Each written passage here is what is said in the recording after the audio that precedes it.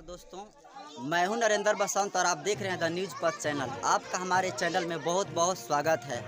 जैसा कि आपको ज्ञात है कि आज 14 अप्रैल है और आपको बता दें कि बेजुबानों की जान, नारी को सम्मान और भारत देश को संविधान, एक विशाल संविधान देने वाले महानायक बोधिसत्व बाबा साहेब भीमराव अम्बेडकर का आज 129वीं जयंती मन रही है। और अभी इस वक्त जो है राजपुर प्रखंड के अंतर्गत नागपुर पंचायत में गैदरा गांव वार्ड नंबर 6 में हम अभी स्थित है और हमारे साथ कुछ क्रांतिकारी युवा जुड़े हुए हैं। उनसे आज फीडबैक लेते हैं और यह जानने की कोशिश करते हैं कि बाबा साहेब माल्या अर्पण करके और उसे संबोधन करके क्रांतिकारी विचार क्या देते हैं और इसका असर हमारे समाज में क्या पड़ता है। आप इस चैनल के माध्यम से हमारे लोगों को आप बतलाइए कि बाबा साहेब किस तरह के संघर्ष करके आगे बढ़े और लोगों को यह संदेश दीजिए, जो नवयुवक है, जो क्रांतिकारी लोग हैं, उनको यह संदेश दीजिए कि आप लोग भी उस रास्ते पर जाकर उस रास्ते को अनुपालन करके, अनुकूलन करके उस मंजिल तक जा सकते हैं। सबसे पहले पूरे विश्व के शांति के संदेश देने वाले तथागत महाकारणे बाबा बुद्ध जी, साथ में ये बहुजन समाज में जन्मे संत गुरु महापुरुषों को हम अपने दिल से नमन करते हैं।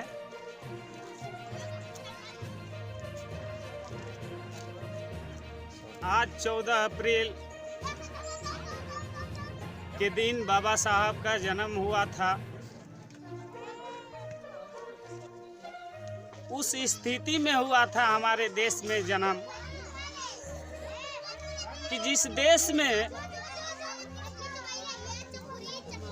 पानी पीने का अधिकार नहीं था, इस देश में पशु को अधिकार था, पक्षी को अधिकार था, कुत्ता बिल्ली को अधिकार था पानी पीने के लिए, लेकिन इस देश में एक इंसान को पानी पीने से वर्जित था। ये बाबा साहब आए और अपने समाज को देख करके, इस कुर्तियों को देख करके और अपने अपमान को बर्दाश्त करके, इसलिए कि पूरे विश्व को, हमारे समाज कैसे आगे बढ़ेगा, पूरे विश्व को शांति के संदेश दिए हैं हमारे तथागत गौतम बुद्ध जी ने। जिसमें शांति हो जाएगी, सब में प्रेम मिल जाएगा, सबका विकास हो जाएगा और हर उस चीज़ से हमको प्रेरणा मिलती है और प्रेरणा का स्रोत रहा है। जैसे कि चाहे वह सामाजिक क्षेत्र हो, आर्थिक क्षेत्र हो या राजनीतिक क्षेत्र,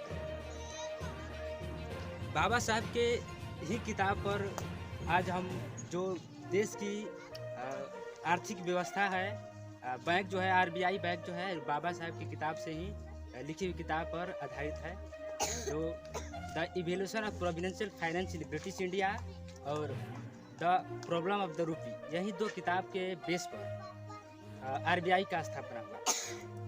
और यह बहुत सारे लोगों को और क्रांतिकारी युवाओं को नहीं पता है और इसी से ज़्यादा लोग जो पाखंडवाद है वह भ्रम फैलाते हैं कि बाबा साहब जो है हमारे लिए केवल दलितों के लिए किए हैं और यह बहुत सभी समाज के लिए कुछ नहीं कर पाए हैं। तो उनके लिए एक संदेश है कि बाबा साहब जो है हर उस व्यक्ति के लिए किए हैं और जो मानवता को जो हमको मानवता सिखाता है, ठीक है, चाहे वह किसी भी समुदाय के लोग हों, किसी भी धर्म के लोग हों, किसी भी जाति मजहब के लोग हों। तो मैं यही कहना चाहूँगा, आज जो है प्राइवेट या किसी भी सेक्टर में काम करने वाले लोगों जो 14 घंटा पहले काम करते थे, आज उन्हीं की बदौलत है कि 8 घंटा काम कर रहे हैं। तो उस बाबा साहब को मेरे दिल से नमन करता हूँ और उनको और क्रांतिकारी युवा जुड़ पाए हैं और उनसे जानने की कोशिश करते हैं कि अम्बेडकर जयंती सेलिब्रेट कर लोगों के बीच क्या संदेश देना चाहते हैं। सबसे पहले बौद्ध सत्य बाबा साहब डॉक्टर भीमराव अंबेडकर के चरणों में श्रद्धा के सुमन समर्पित करते हुए मैं ये बताना चाहता हूँ, जैसे सर जी ने कुछ लोग से बुलवाए हैं, कुछ लोग बोले हैं, बाबा साहब ने हमारे समाज सुधार का बहुत काम किए हैं, जिनका पहले हम ये बता देना चाहते हैं कि 1891 में जन्म हुआ था।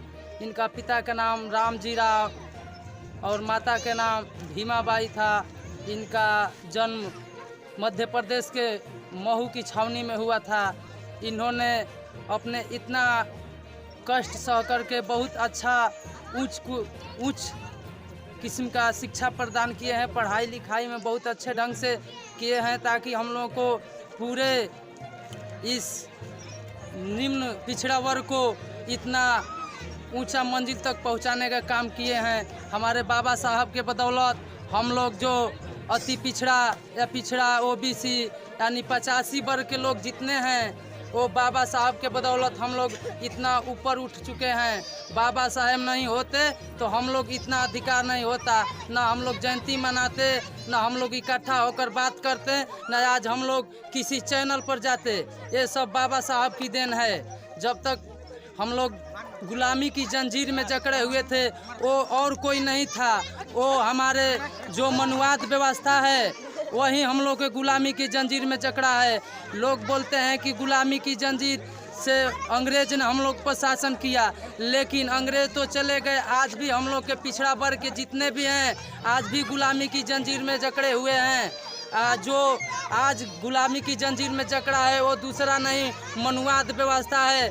बाबा साहब ने बताए हैं कि मनुवाद व्यवस्था 22 प्रतिज्ञा में बताए हैं कि हम मनुवाद को नहीं मानते हैं। ब्रह्मा विष्णु या गणेश की जो भी पूजा अर्चना करता है हम उसको भी नहीं मानते हैं। तो हम लोग मानसिक गुलामी अभी हम लोग में जकड़े हुए हैं 85 वर्ग की लोग में। हमारे साथ एक और क्रांतिकारी ग्रामीण जुड़ पाए हैं और उनसे जानने की कोशिश करते हैं कि आपके अनुसार बाबा साहब का कोई ऐसा विचार शेयर कीजिए जिससे लोगों को यह संदेश मिले कि बाबा साहब के विचारों को अपने दैनिक जीवन में फॉलो करके जीवन में आगे बढ़ा जा सकता है। हाँ, बाबा साहब ने 3 मंत्र जो दिए, शिक्षित बनो, संगठित हो, संघर्ष करो। ये तीनों मंत्र जो है अपने आप में एक बहुत ही गंभीर एक मंत्र है, जिससे कि हम लोग जो है हम लोग हमारे बच्चे जो है इससे आगे बढ़ेंगे। शिक्षित और साक्षर में आप कितना अंतर पाते हैं? हाँ, साक्षर तो एक जो है दस्तखत कसरत कर लिया या हल्का पढ़ लेता है, उसको जो है शिक्षित नहीं कहते हैं, उसको साक्षर कहते हैं। शिक्षित वो होता है जो पढ़ लिखल जो है समाज में जो है अच्छा ढंग से पेश आवे, अपने समाज को जो है आगे बढ़ावे, समझावे, यही ना ये शिक्षित कहते हैं। आपका परिचय? मेरा नाम जो है दिनेश राम रहा। मैं बीएसपी का एक सक्रिय कार्यकर्ता हूँ, रहा हूँ, अभी चल रहा हूँ। ठीक है, आपको हमारे चैनल से जुड़ने के लिए बहुत बहुत आभार। हमारे साथ एक और चर्चित ग्रामीण जुड़ पाए हैं और इनसे आज जानने की कोशिश करते हैं कि अपने दैनिक जीवन में बाबा साहब को कितना महत्व देते हैं। मैं श्रीपति पासी बाबा साहब के सिद्धांतों में पूर्ण रूप से विश्वास रखता हूं और उनके मूल सिद्धांत पर चलता हूं। बाबा साहब ने जो मूल मंत्र दिए हैं, उस मूल मंत्र के सिवा दूसरा कोई कल्याण ही नहीं है। बाबा साहब अगर नहीं होते तो हम लोगों का जीवन कुकुर बिलार सियार के माफिक होता, क्योंकि बाबा साहब ने हम पिछड़ा दलितों को जो है अधिकार दिए, हथियार दिए, जिससे हम चला करके उस हथियार से हम दिल्ली के उन कुर्सी पर पहुंच सकते हैं और पहुंचते हैं, जिसका बाबा साहब ने मूल मंत्र दिया है। मैं विशेष ये कहना चाहता हूं कि बाबा साहब में पूर्ण विश्वास रखना चाहिए, बाबा साहब में आस्था रखना चाहिए और बाबा साहब के जो सिद्धांत है उस पर चलना जरूरी है।